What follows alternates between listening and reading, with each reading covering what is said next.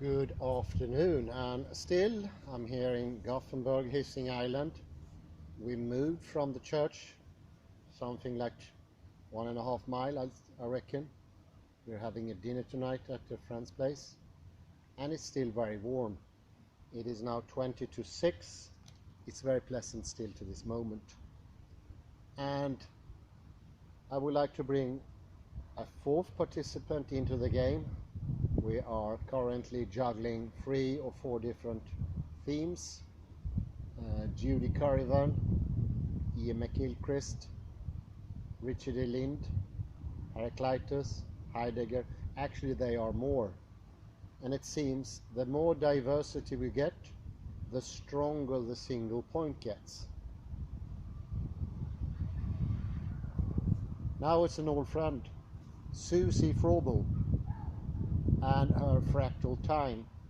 It was really helpful, I would say about 8-9 months ago, or a year, in opening up the idea of a very focused and fixed time.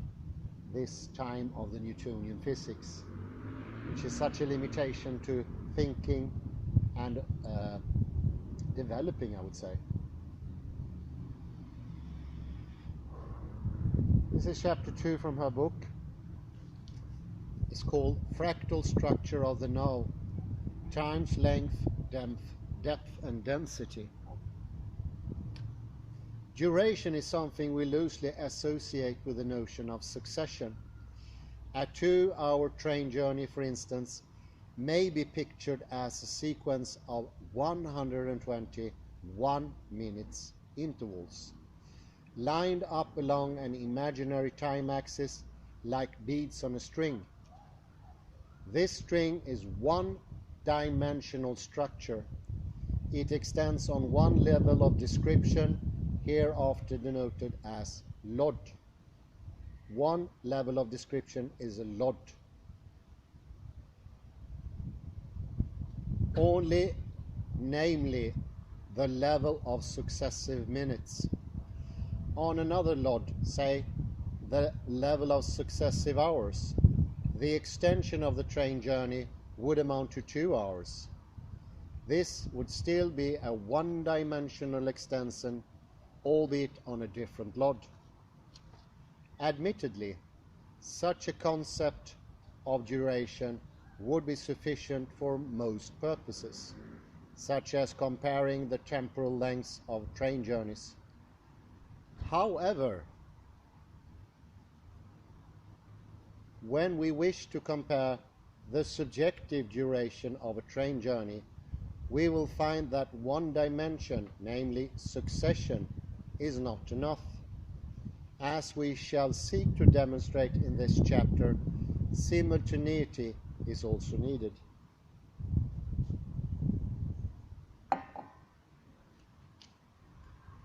We shall also look at how duration comes into existence in the first place, how the combination of successive and simultaneous events leads to the nested structure of the now, and how we can quantify and compare subjective durations. So how does duration arise?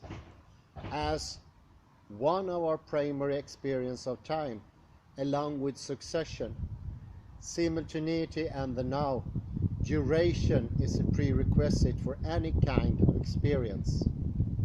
What we normally mean when we say something has a duration is that it lasts for a while. That it is to say, a meaningful entity such as a train journey has a temporal extension. To contemplate this matter, the German phenomenologist Edmund Husserl looked at another experience we are all familiar with. Why is it that when we listen to a tune, we hear not just a succession of isolated, uncorrelated notes, but a song, a symphony? In short,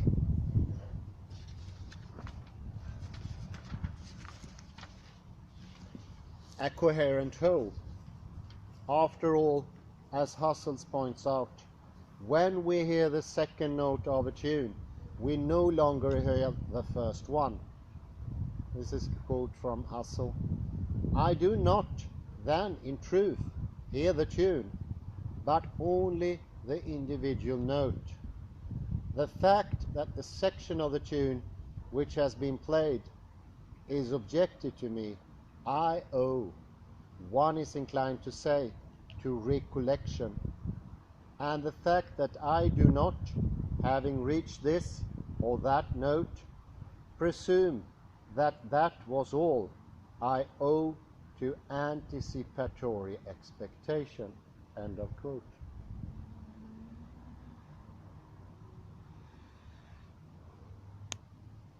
Husserl concluded that when we hear a new note in the present, the preceding note still lingers on in our memory, shifts into an ever more remote past. This past, however, must still be in some form present in our now, as we would otherwise not be able to put together a tune, but hear only one note at a time.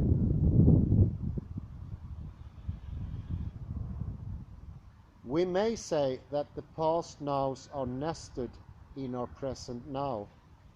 With every new note, the preceding one slip deeper and deeper down the nesting cascade. Likewise, we may say that the present now is nested into all future. Nows we anticipate when you assume that the tune is not yet over, but further notes will follow, embedding the present ones. Husserl used the terms retention, consciousness of the present, and pretension to refer to memory, the now and anticipation respectively, a trinity.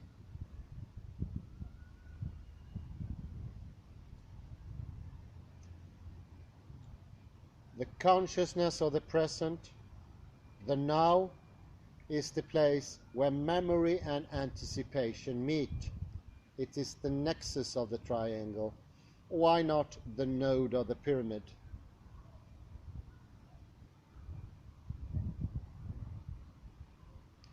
The potential culmination point of all retentions and pretensions. It holds past events by locating them in their fixed position, fixed with respect to the before and after relations, and represent them in a modified way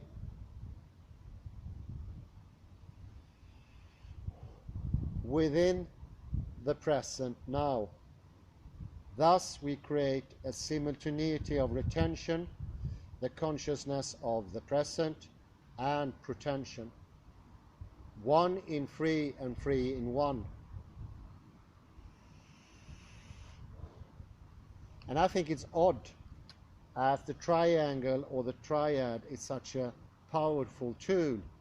During the 19th century, maybe when the technological evolution was at its very peak, just a religious song, 3 in 1 and 1 in 3, was enough to be a critique. That is, repeating a religious song, because it was assumed to be so preposterous that 3 can be in 1. Oddly enough, this is what physics shows. 3 in 1, 1 in 3.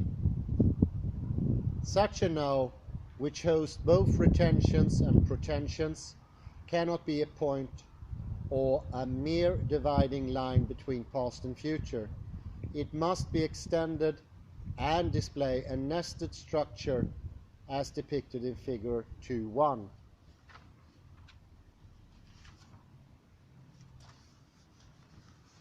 I add that picture later on. Which continually grows with every now holding the preceding one, which again embeds the now which precedes it, and so on.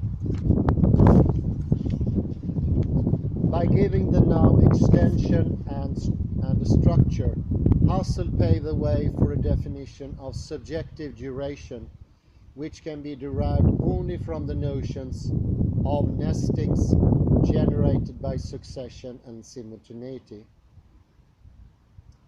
We may paraphrase succession as before and after relations, and simultaneity as during relations.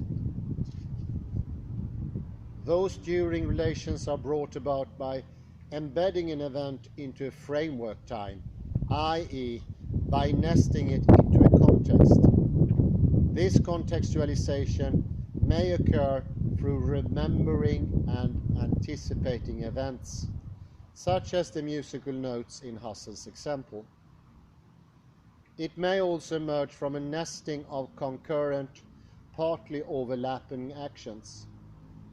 During my train journey, for instance, I may be reading a book and drinking a glass of water. In terms of simultaneous relationships, we may say that drinking water, reading a book, and sitting in a railway carriage all is nested into one another. We can only make sense of successive events which happen one on one lot if we can arrange them against the background of a context such as a coherent whole.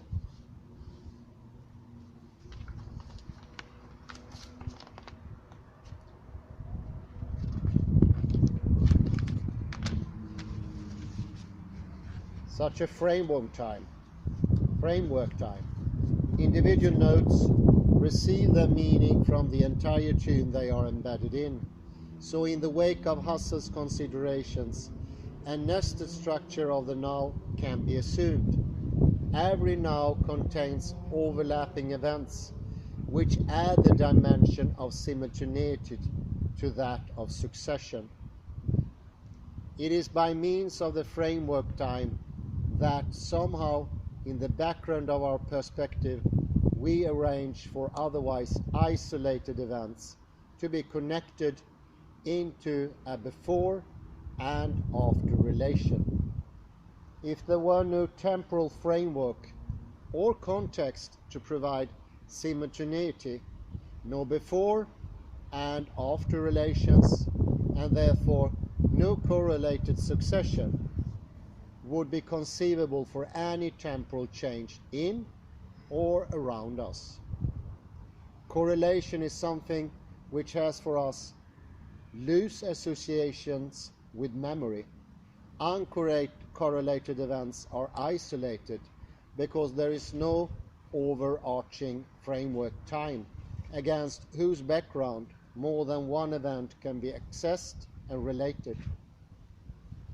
One could say our brains are perfect frameworks which provide memory and anticipation in our now, so that we may observe and or invent successive correlations. Husserl's example of the perception of a tune illustrates this nicely. Inspired by Husserl's nested nows, I have developed a theory which allows for the description of embedded structures from a phenomenological approach. This theory is based on the simultaneity of nested nows and makes use of the idea of the fractal. As a provisional definition, we can say that a fractal is a structure which shows more and more detail the higher the resolution. For example, to zoom with Google Earth into an uneven coastline will progressively reveal increasingly jagged detail. We shall soon return to this definition. Let us say for now, though, that the theory of fractal time takes account of all our primary experience of time, that is duration, succession, and simultaneity, and allows time series to be quantified and compared. Further, it demystifies the phenomenon of subjective duration. As Husserl's musical example has shown, one dimension is not enough to describe subjective duration. Mere succession is insufficient. A framework time is necessary in which a tune can unfold. By adding a second dimension, namely simultaneity to succession, we are in a position to proceed and produce nestings. Based on these two dimensions, the following definitions can be formulated. Delta length, that is the number of incompatible events in a time series, i.e., events which cannot be expressed in terms of during relations, that is simultaneity. Delta T lengths defines the temporal dimension of succession for an individual lots. Then we have delta T depth, that is the number of compatible events in a time series, i.e. events which can be expressed in terms of during relations. At delta T depth defines the temporal dimension of simultaneity and provides the framework time which allows us to structure events in delta T length on individual lots. And then we have delta T density. That is the fractal dimension of time series. It describes the relation between compatible and incompatible, i.e. successive and simultaneous events.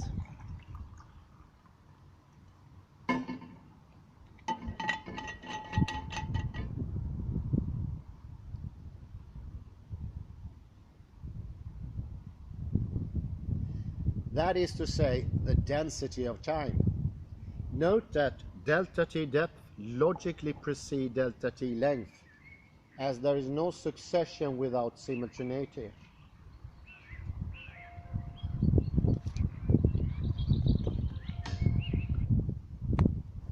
Now that term fractal has reappeared, it is timely to introduce this notion in a more detailed manner, including its sister concept of a fractal dimension. I shall do this with a minimal amount of equations and place more detailed definitions in Appendix A for those readers who wish to explore further. Let us now take a brief excursion into the realm of fractals.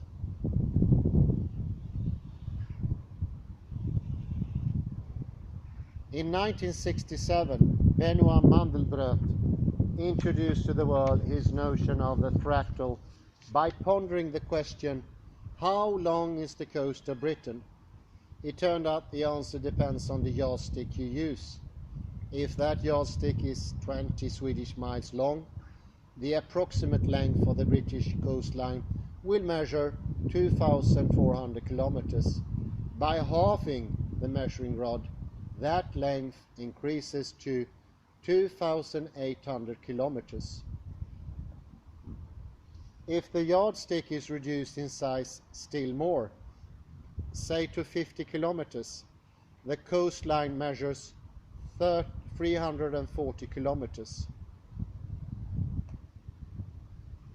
The measured length increases because smaller yardsticks take account of more detail of Britain's wrinkled shoreline when they follow the banks of the river deltas and protruding rocks. So as the scale of the measuring rod approaches zero, the measured length of the coastline continues to increase.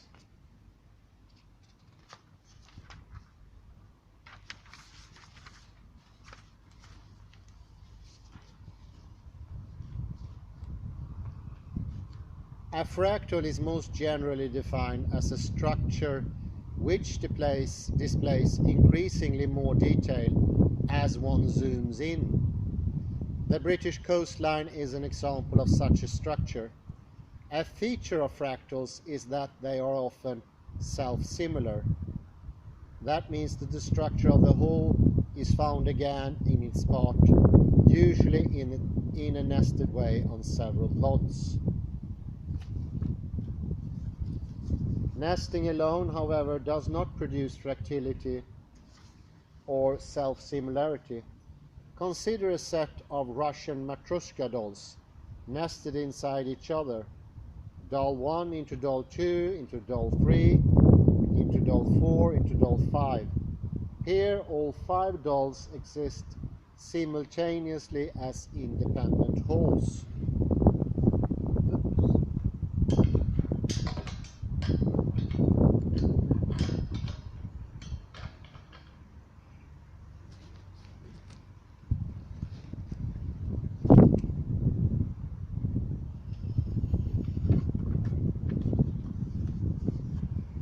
These do not constitute a self-similar fractal.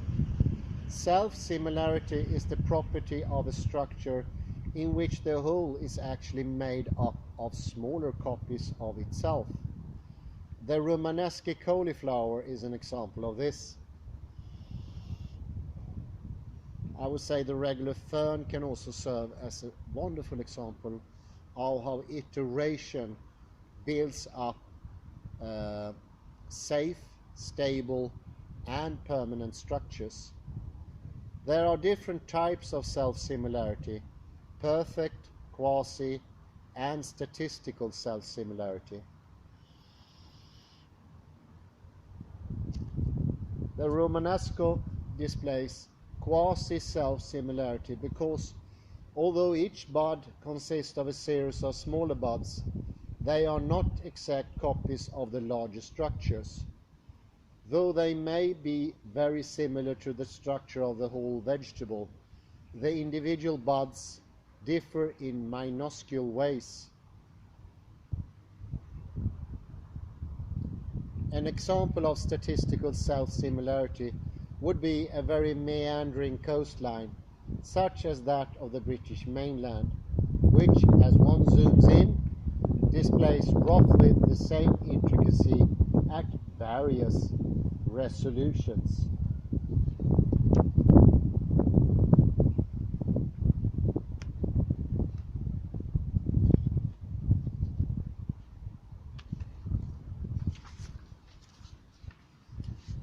Perfect self-similarity is only found in mathematical constructs, i.e. structures which are artificially generated by means of an algorithm.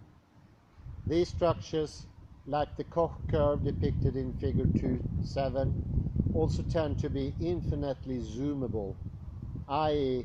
there is no upper boundary, whereas natural fractals exhibit an upper and a lower limit in the range of their self-similarity. To generate a self-similar fractal, we can use a recursive algorithm. But often people refer to self-similarity as scale invariance. Very important term, scale invariance. Although the concepts differ slightly, I shall use these terms interchangeably. The adjectives self-similar, scale invariant, and scaling I also use synonymously.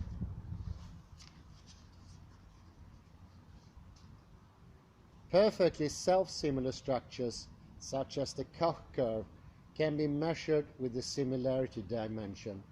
So-called quasi-self-similar structures, where zooming, for instance, into a coastline, will produce a similar degree of convolution, but not exact copies of the whole, cannot be measured with a similarity dimension.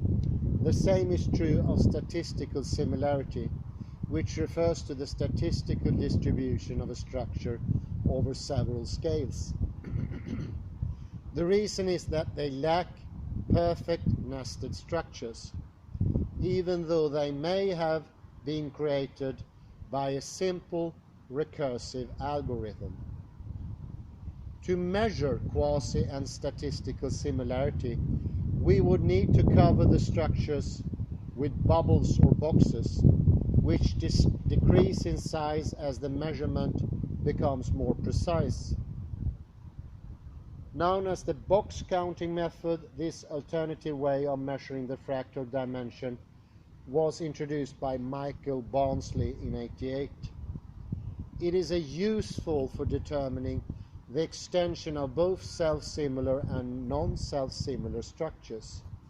These include structures of a kind that nature tends to produce, whose similarity is such that the parts are not exact replicas of the whole, but only rough copies.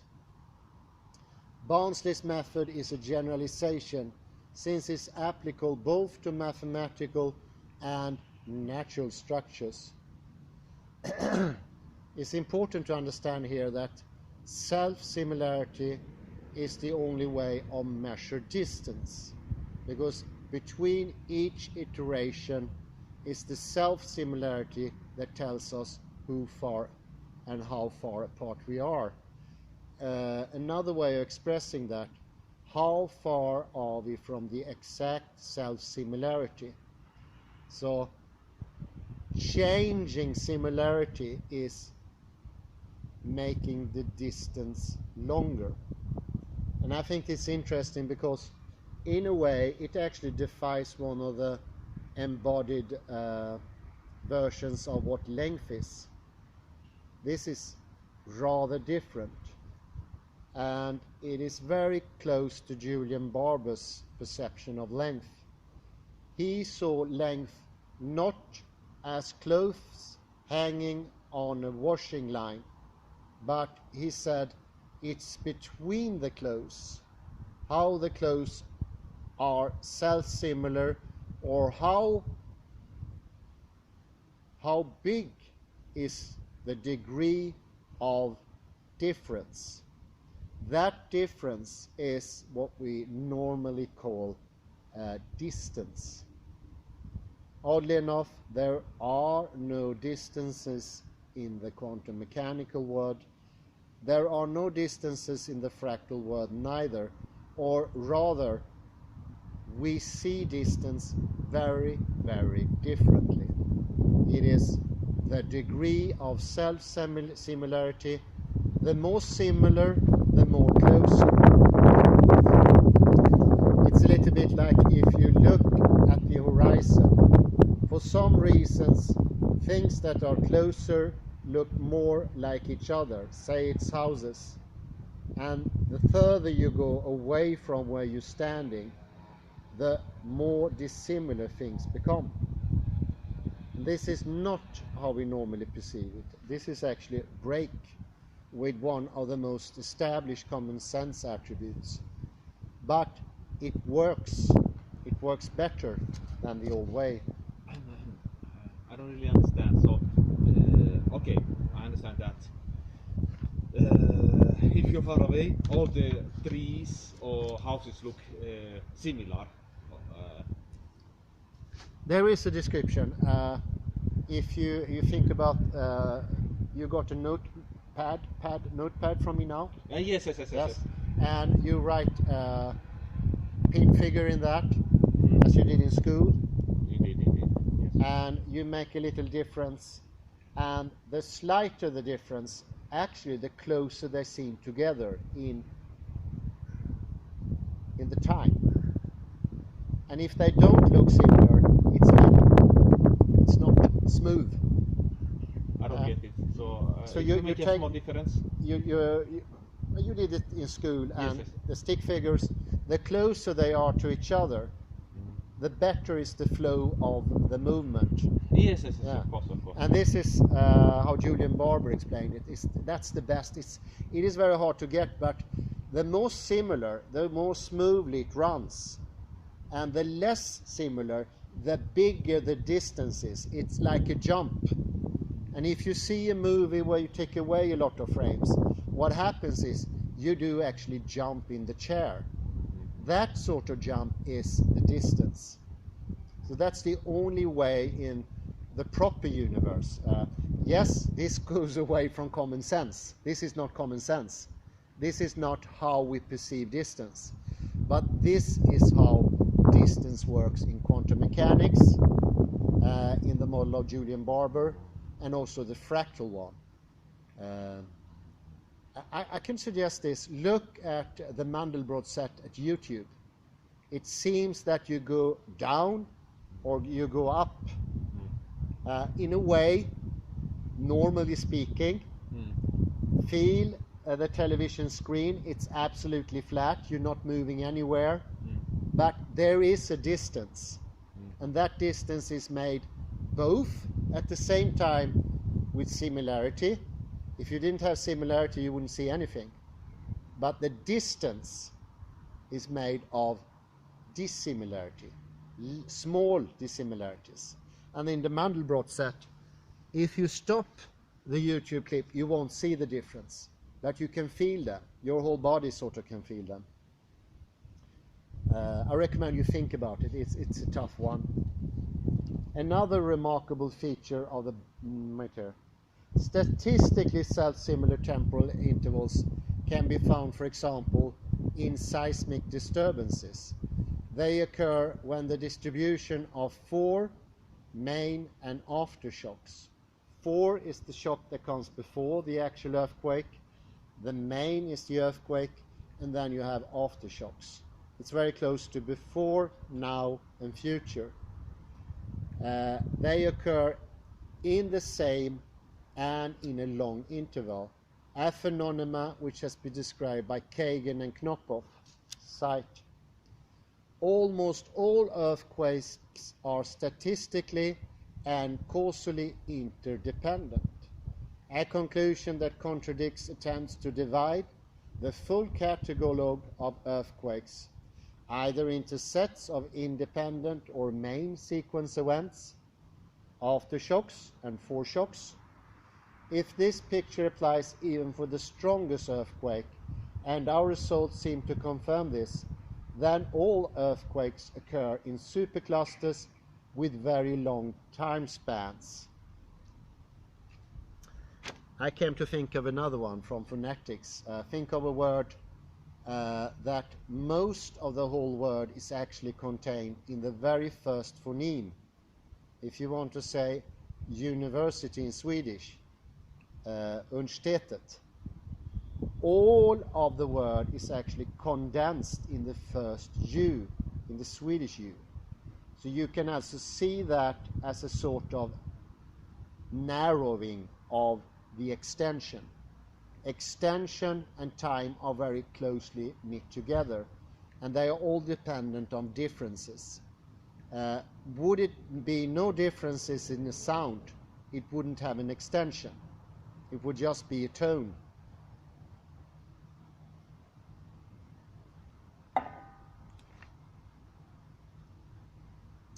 To illustrate the idea of a perfect self-similar temporal interval, imagine the frequency ratios of musical notes being played simultaneously. An octave is the interval which defines the least complex frequency ratio between 2 musical notes, and they are usually in the comparison 2 to 1. For an oboe, for example, the note A has a frequency of 430 Hz.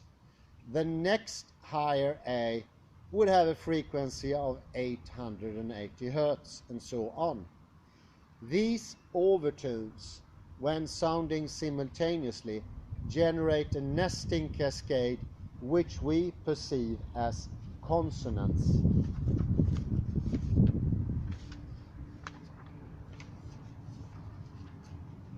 As the overtones are integer multiples of the fundamental frequency, their structures can be easily translated into each other.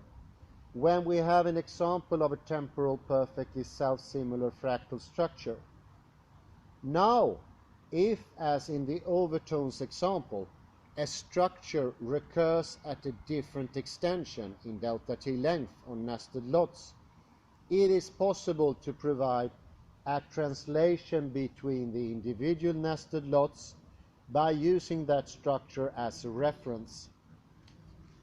An ideal example is a triadic Koch island, which can be used as a fractal clock, which measures time on an infinite number of nested lots. Mandelbrot describes the relatively simple generation of this structure.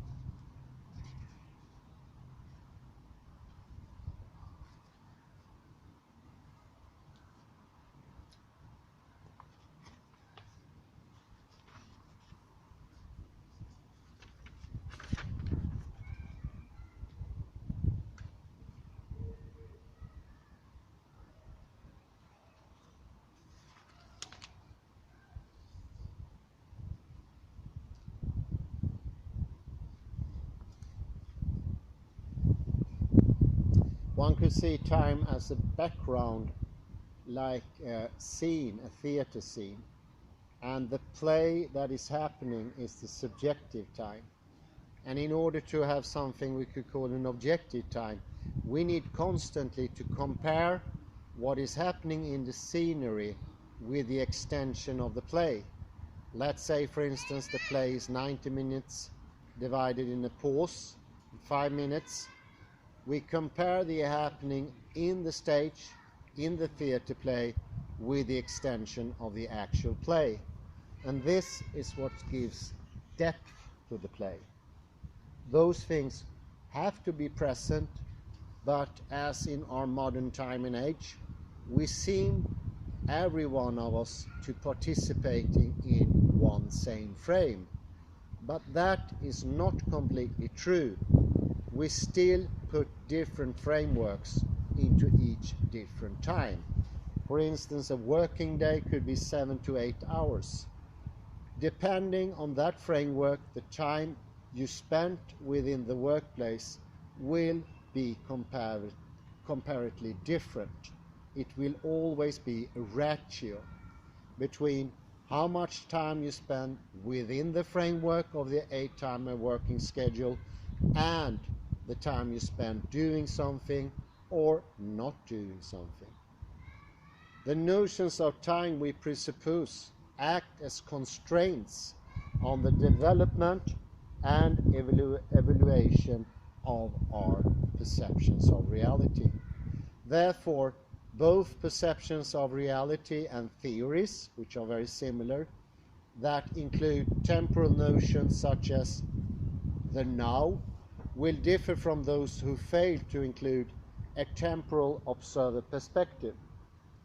Newton's absolute time does not allow for a privileged observer perspective defined by an individual now, let alone for an internal differentiation of the observer.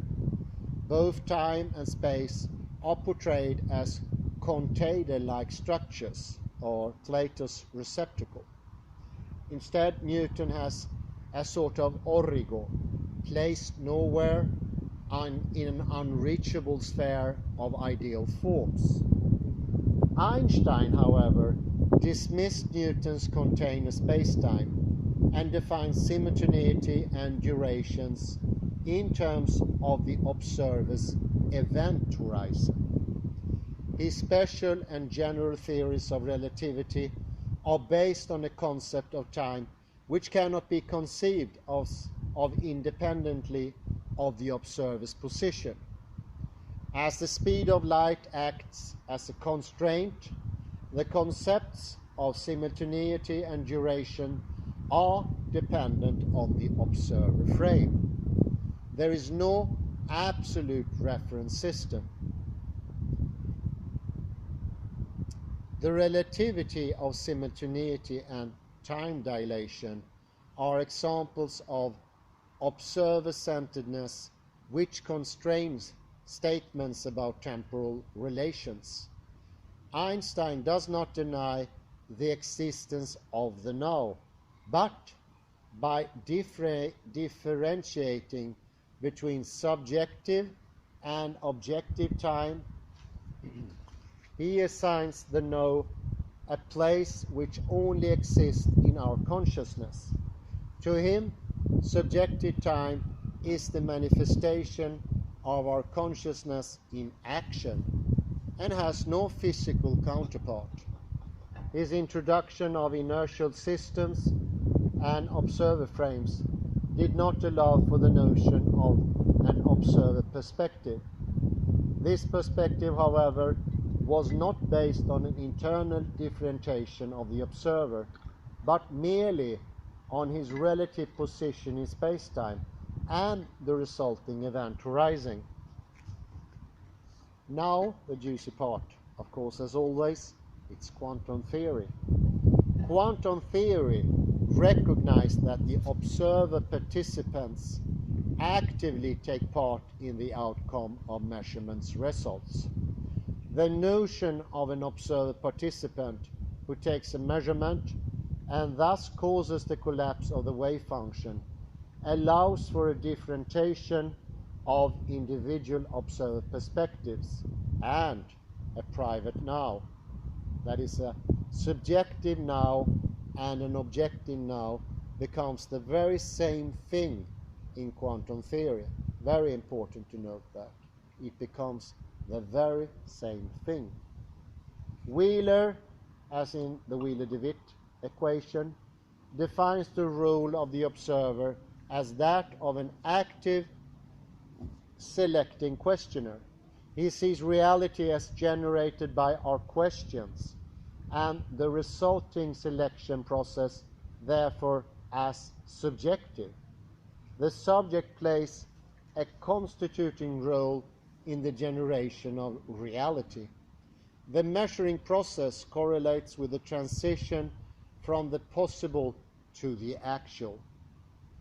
The present our now, within which the decision on the way of measuring and the measurement itself is taken, may be interpreted as an indivisible whole consisting of particles and the experimental setup. The interval of duration is indivisible, as a mere question about individual processes within that interval is meaningless. This could be compared to the example given by Roger Penrose about his namesake, Roger Federer, who is playing at Wimbledon. He collapses the wave function. What the viewer or the spectator sees is an extension. It's the collapse of that time frame. And all of a sudden, the time of the spectator and the time of Roger Federer are very, very different. But at the same time, there is an objective node and a subjective node. And one could say, to simplify the whole business, in Roger Federer's case, since he's participating, he is actively, decisively, intentionally collapsing more and more superpositions, because in each act he gets a new time frame. He sort of extends the time. He decides time. Decision and time is the same thing. So on his part it's more subjective and less objective, but as a spectator watching the game, it's just the opposite. Your possibility to change the situation is minuscule. It's much less. It's still there. It could be small changes made to the situation, but mostly you're a spectator. And I would say this might be the biggest reason why it is so easy today to slip into the idea that the observer is not participating. And the reason is that we don't do things the same way we used to do. We used to have to be incredibly engaged in what happened. And if we are really, really engaged, active, active in the process, the risk of losing the understanding that we are constantly collapsing alternative possibilities. Whereas as we're sitting as an audience, or as we are living in a modern world where everything is like entering a theater, everything is already staged for me, everything is ready. We have roads, everything is paved, we have salaries, we have insurance, we have a gazillions of things. It's so much easier to fall into the idea that I don't collapse anything. But we still do that. We still collapse our own time all the time. Sorry about the pun, but pun intended in this case. We have another chap who's very good with this, and that's Prigoni. He introduces, in addition to astronomical time, T, and internal time, big T, which denotes the internal age of the system. However, this internal time T, which results from the number of transformations within a system, presupposes a framework time T, as the processes which generate T take place in time little t. The Baker transformation, for example, presupposes a framework T within which the succession of foldings can be imagined to take place.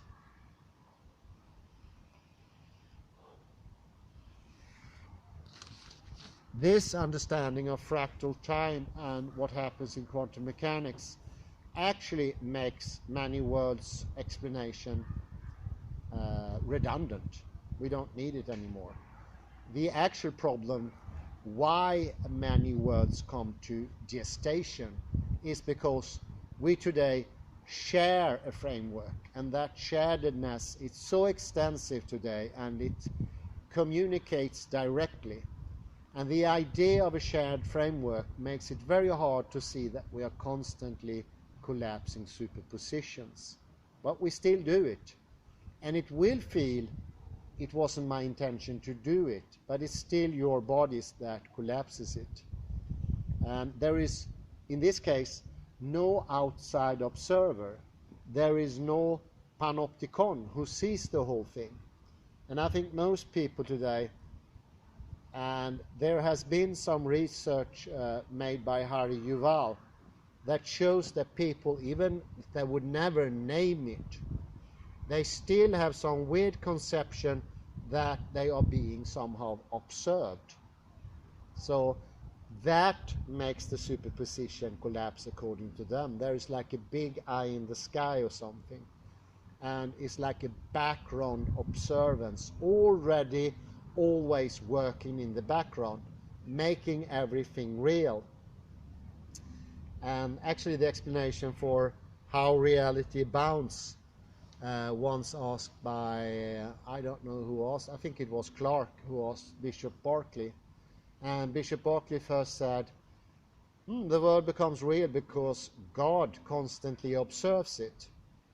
And I think that's weird because there's no indication of that coming from religions, like God observed everything, he created it. I think that would be more than enough.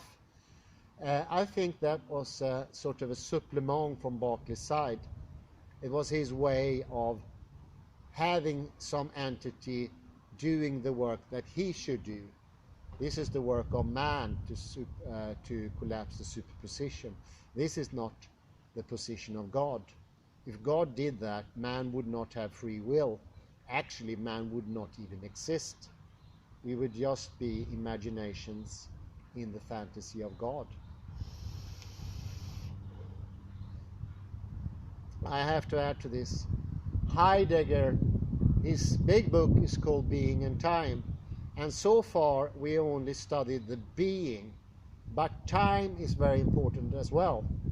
And to cut a very long story short, Heidegger absolutely means that time is not one-dimensional. He reacts at that very clearly. And his way of getting around it is incredibly interesting. I think a lecture would be doable where we take up Heidegger's concept of time, maybe compared to fractal time or the time of quantum physics. There is a new Heidegger Cambridge lexicon from 2021, and there is actually one section about time in Heidegger. So that is the latest research. Well, the book is named Sein und Zeit, being in time. So time is even in the title, and we haven't gone for it. Yeah, time is trickier than being, we no doubt. It's usually the case. Space is easier for people to understand. Space is easier to make fractal.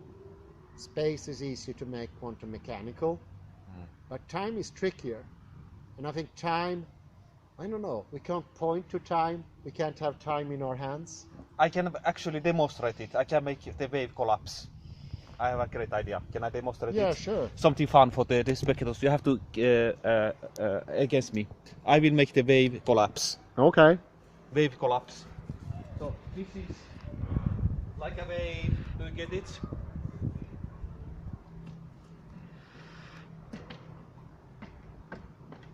It will collapse at the bottom of this. Oh, good one. Now Yes! Yes! Fractal Time. Yeah. And also the wave of Appleton. Very good. I think that's a good ending. Thank you very much for that.